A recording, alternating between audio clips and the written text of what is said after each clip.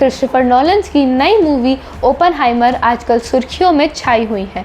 ये movie Oppenheimer की जीवन गाथा पर दृष्टि डालती है। ओपनहाइमर को फादर ऑफ एटॉमिक बॉम्ब्स कहा जाता है। माना जाता है कि ये डायरेक्टर थे उस मैनहट्टन प्रोजेक्ट के जिसने कि दुनिया में पहला एटॉमिक बॉम्ब बनाया। अगर बात करें हम इनके बचपन की, तो ये बचपन से ही फिज़िक्स केमिस्ट्री जैसे सब्जेक्ट्स के अंदर रुचि रखते हैं। 12 साल की उम्र में इनको यूनिवर्सिटीज़ के अंदर लेक्चर्स देने के लिए बुलाया जाता था। ये बात करते हैं इस एटॉमिक बॉम्ब की कहानी की। अगस्त 1939 में आइंस्टाइन और लॉर्ड सियार्ड ने अमेरिकन प्रेसिडेंट को एक चिट्ठी लिखी, जिसके अंदर उन्होंने उनको वार्न किया कि हिटलर एटॉमिक बॉम्ब्स पर काम कर रहा है, प्लीज़ आप अमेरिका का ध्यान रखिए और अब सुरक्षित रहिए। इसको सुनते ही अमेरिकन प्रेसिडेंट ने एक एडवाइजरी कमेटी बिठाई। उनको किसी भी हालत में हिटलर से पहले बॉम्ब बनाना था।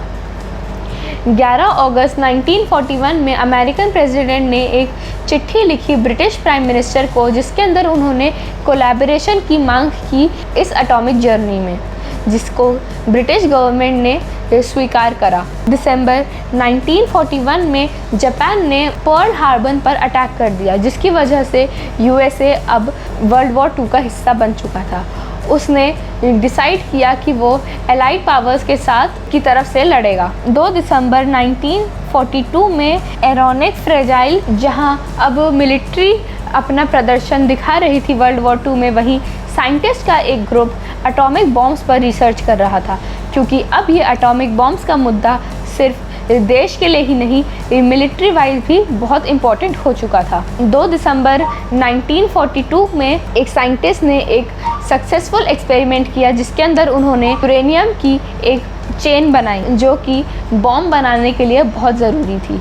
इस बॉम्ब को डिज़ाइन करने से लेकर के इस बॉम्ब के ब्लास्ट टेस्ट तक ओपनहाइमर की निगरानी में हुआ।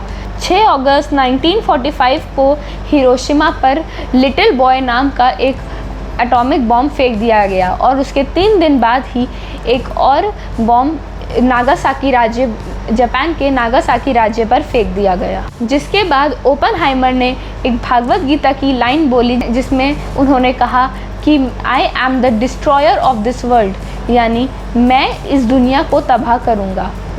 अगर हम ओपनहाइमर का भागवत गीता से समझे, तो उन्होंने अपनी ज़िंदगी की सबसे इम्पोर्टेंट किताब भागवत गीता को बोला है।